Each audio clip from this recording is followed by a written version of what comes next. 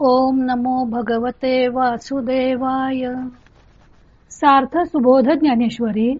लेखन आणि वाचन सौ मनीषा भास्कर अभ्यंकर, महाराष्ट्र, मिरज 416410. अध्याय 6. ध्यानयोग. आपणच आपला घात कसा करून घेतो.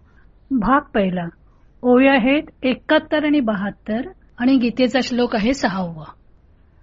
भगवंतांनी मागच्या श्लोकात आपणच आपला घात करून घेतो असे म्हटले. आपण आपला मित्र किंवा शत्रू केव्हा बनतो ते आता ह्या श्लोकात सांगितलेलं आहे. श्लोक 6. बंधुरात्मात्मनस्तस्य येनात वैवात्मना जितः अनात्मनस्तु शत्रुत्वे वर्तेत आत्मैव शत्रुवत.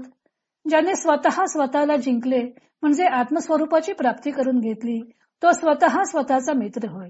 ज्याचा स्वतःवर ताबा नाही म्हणजे ज्याने आपले आत्मस्वरूपात जाणले नाही तो स्वतः स्वतःचेच ठिकाणी शत्रूप्रमाणे शत्रुत्वाने वर्तन करतो.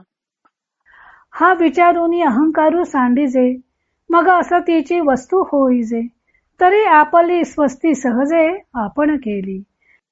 विचार करून अहंकार टाकावा आणि मग असलेले आपले स्वरूप ओळखून ब्रह्मस्वरूप व्हावे म्हणजे आपणच आपले कल्याण केल्यासारखे सहजच होईल.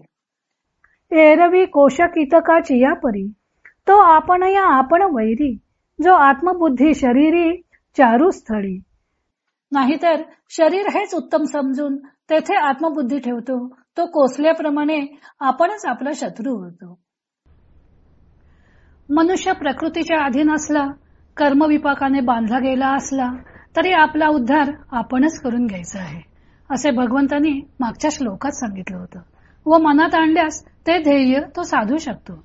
त्या उद्धाराचे साधन म्हणून मनोजयाची आवश्यकता भगवंतांनी या श्लोकात सांगितलेली आहे.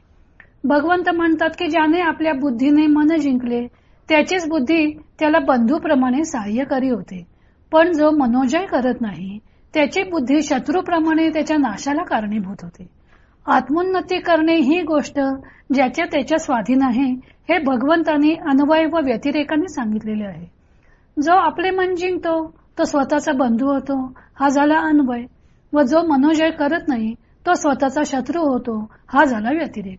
म्हणजे आपला उद्धार करून घेण्यासाठी मनसंयमन ही पहिली पायरी आहे. मन एव मनुष्याणाम कारणम बंध मोक्षयोः. मन हेच मनुष्याच्या बंधाला व मोक्षाला कारणीभूत होत असते.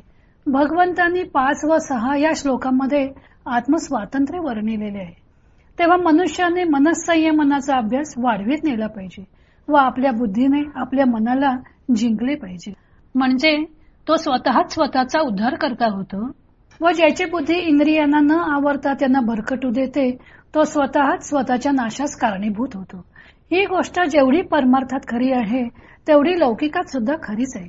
व्यसनाधीन झालेली माणसे आपला आपण नाश कसा करून घेतात ते आपण नित्य पाहतो.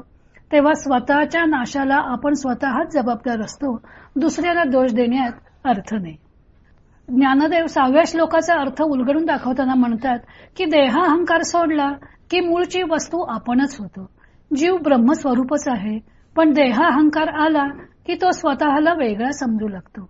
तेव्हा देहाहंकार सोडला की ऐक्य मूलतः आहेच. देहाहंकार म्हणजे देह म्हणजेच मी आहे असे मानणे. देह म्हणजेच मी म्हटले की देहाला होणाऱ्या सुखदुःखादी तो स्वतःला सुखी किंवा दुःखी समजू लागतो. मी देह नसून आत्मा आहे अशी बुद्धी जर दृढ होईल तर त्या ज्ञानाने तो स्वतः ब्रह्मस्वरूपच होईल. देहबुद्धी दृढ होऊन विषयांमध्ये अडकलेल्या मनुष्याचे वर्णन करण्याकरता ज्ञानदेवाने 5 प्रतिमा वापरलेल्या आहेत. त्यातली पहिली प्रतिमा पाहू. पहिली आहे कोश कीटकाची. देहबुद्धीच्या मनुष्याला त्यांनी कोश कीटकाची उपमा दिलेली आहे.